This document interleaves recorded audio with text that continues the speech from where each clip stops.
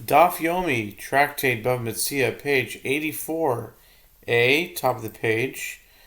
Coming from the bottom of 83b, it said on the last line that the Gemara relates a similar incident also occurred to Rabbi Ishmael, the son of Rabbi Yossi. He too was appointed head officer.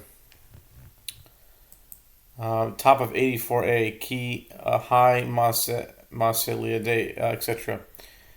Pagabe Eliyahu. Elijah the prophet encountered him and said to him, "Until when will you inform on the nation of our God to be sentenced to execution?" Rabbi Ishmael, the son of Rabbi Yossi, said to Elijah, "What should I do? It is the king's edict that I must obey." Elijah said to him, "Faced with this choice, your father fled to Asia. You should flee to Laodicea rather than to accept this appointment." With regard to these sages,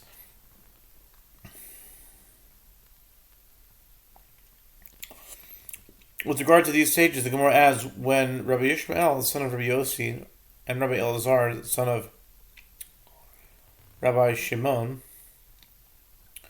would meet each other, it was possible for a pair of oxen to enter and fit between them under their bellies without touching them due to their excessive obesity.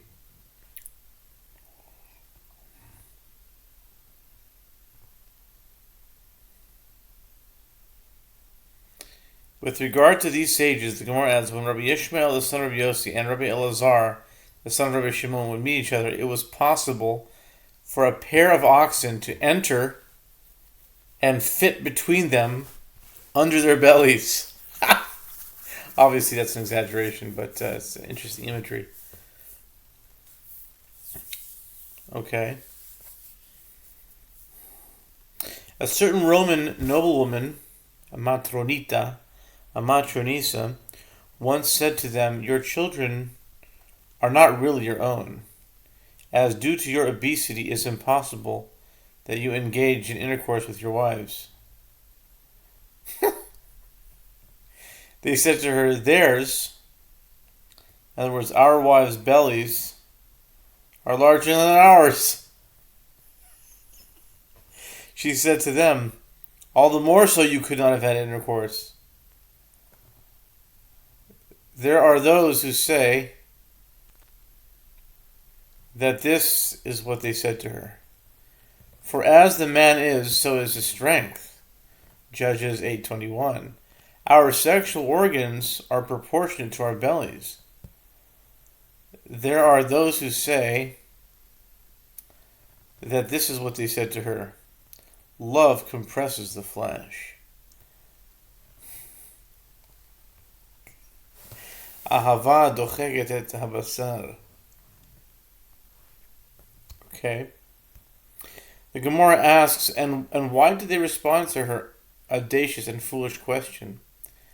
After all, it is written, "Answer not a fool according to his folly, lest you also be like him."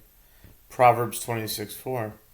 The Gemara answers, they answered her in order not to cast aspersions on the lineage of their children. Okay.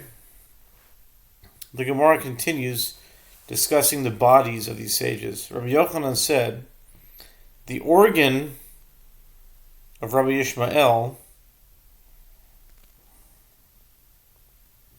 the son of Rabbi Yossi, was the size of a jug, 9 kav. That's pretty big. Rav Papa said the organ of Rabbi Yochanan was the size of a jug, 5 kav. And some say it was a jug of a size 3 kav. Rav Papa himself had a belly like the baskets made in Harpania. Okay. With regard to Rabbi Yochanan's physical features, the Gemara adds that Rabbi Yochanan said, I alone remain of the beautiful people of Jerusalem. Ana ishtiare mishapire Yerushalayim. The Gemara continues, one who wishes to see something resembling the beauty of Rabbi Yochanan should bring a new, shiny silver goblet from the smithy and fill it with red pomegranate seeds, and place a diadem of red roses upon the lip of the goblet and position it between the sunlight and shade. That luster is a semblance of Rabbi Yochanan's beauty. The Gemara asks, is that so? Was Rabbi Yochanan so beautiful? But doesn't the Master say the beauty of Rav Kahana is a semblance of the beauty of Rabbi Bahu? The beauty of Rabbi Bahu is a semblance of the beauty of Jacob, our forefather. And the beauty of Jacob, our forefather, is a semblance of the beauty of Adam, the first man, who was created in the image of God. And yet Rabbi Yochanan is not included in this list. The Gemara answers, Rabbi Yochanan is different from these other men, as he did not have a beauty of countenance. In other words, he did not have a beard.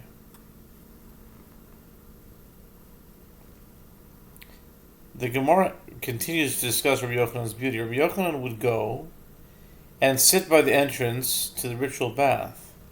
He said to himself, when Jewish women come up from their immersion for the sake of a mitzvah after their menstruation, they should encounter me first, so that they have beautiful children like me, and sons learned in Torah like me.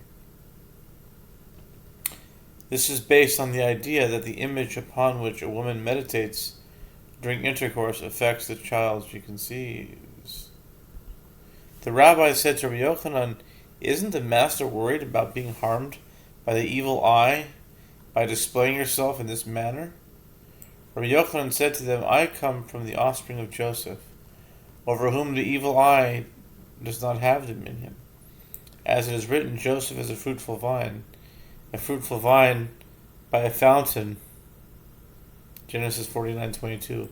And Rabbi Bahu says, do not read the verse as saying by a fountain, Ali Ayin, rather read it as those who rise above, Ole Ayin.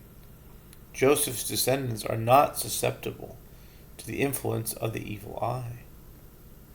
Rabbi Yossi Bar Chanina said that this idea is derived from here. And let them grow, v'yidgu, into a multitude in the midst of the earth. Genesis 48:16. Just as with regard to fish, dagim. In the sea, the water covers them. And the evil eye, therefore, has no dominion over them, as they are not seen, so too with regard to the offspring of Joseph, the evil eye has no dominion over them. The Gemara relates, one day, Rabbi Yochanan was bathing in the Jordan River. Reish Lakish saw him and jumped into the Jordan pursuing him. At that time, Reish Lakish was the leader of a band of marauders. Rabbi Yochanan said to Reish Lakish, your strength is fit for Torah study. Reish Lakish said to him, your beauty is fit for women. Rabbi Yochanan said to him, if you return to the pursuit of Torah, I will give you my sister in marriage. Who is more beautiful than I am? Reish Lakish accepted upon himself to study Torah. Subsequently, Reish Lakish wanted to jump back out of the river to bring back his clothes, but he was unable to return as he had lost his physical strength as soon as he accepted the responsibility to study Torah upon himself. Rabbi Yochanan taught Reish Lakish Bible and taught him Mishnah and turned him into a great man. Eventually, Reish Lakish became one of the outstanding Torah scholars of his generation. One day, the sages of the study hall were engaging in a dispute concerning the following braita. With regard to the sword, the knife, the dagger, the spear, a hand sickle, and a harvest sickle, from when are they susceptible to ritual impurity?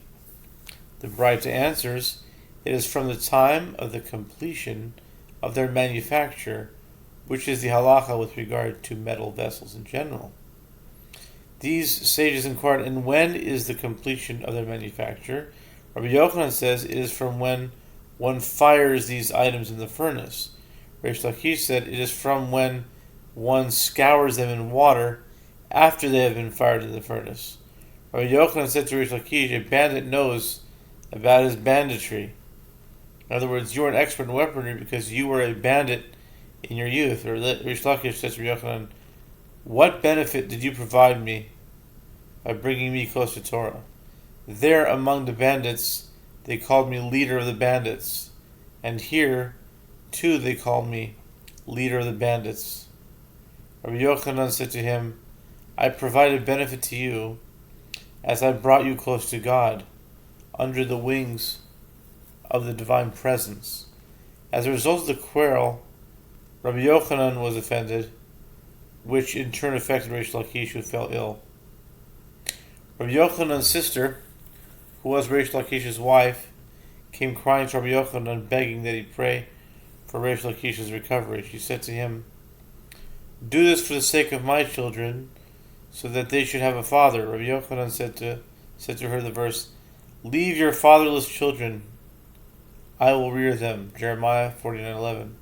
In other words, I will take care of them. She said to him, do so for the sake of my widowhood. He said to her the rest of the verse, and let your widows trust in me. Ultimately, Rabbi Shimon ben Lakish, Reish Lakish, died. Rabbi Yochanan was sorely pained over losing him. The rabbi said, who will go to calm Rabbi Yochanan's mind and comfort him over his loss? They said, let Rabbi Elazar ben Pedat go, as his statements are sharp. In other words, he is clever and will be able to serve as a substitute for Reish Lakish. Rabbi Elazar ben Pedat went and sat before Rabbi Yochanan. With regard to every matter that Rabbi Yochanan would say, Rabbi Elazar ben Pedat would say to him, there is a ruling which is taught in a Braita that supports your opinion. Rabbi Yochanan said to him, are you comparable to the son of Lakish? In my discussions with the son of Lakish, when I would state a matter, he would raise 24 difficulties against me in an attempt to disprove my claim. And I would answer him with 24 answers, and the halacha by itself would become broadened and clarified. And yet you say to me, there is a ruling which is taught in a Braita that supports your opinion. Do I not know that what I say is good? Being rebutted by Reish Lakish serves a purpose. Your bringing proof to my statements does not. Rabbi Yochanan went around rending his clothing, weeping and saying, where are you, son of Lakish? Where are you, son of Lakish? Hecha at bar Lakisha. Hecha at bar Lakisha. Rabbi Yochanan screamed until his mind was taken from him. He went insane. The rabbis prayed and requested for God to have mercy on him and take his soul. And Rabbi Yochanan died.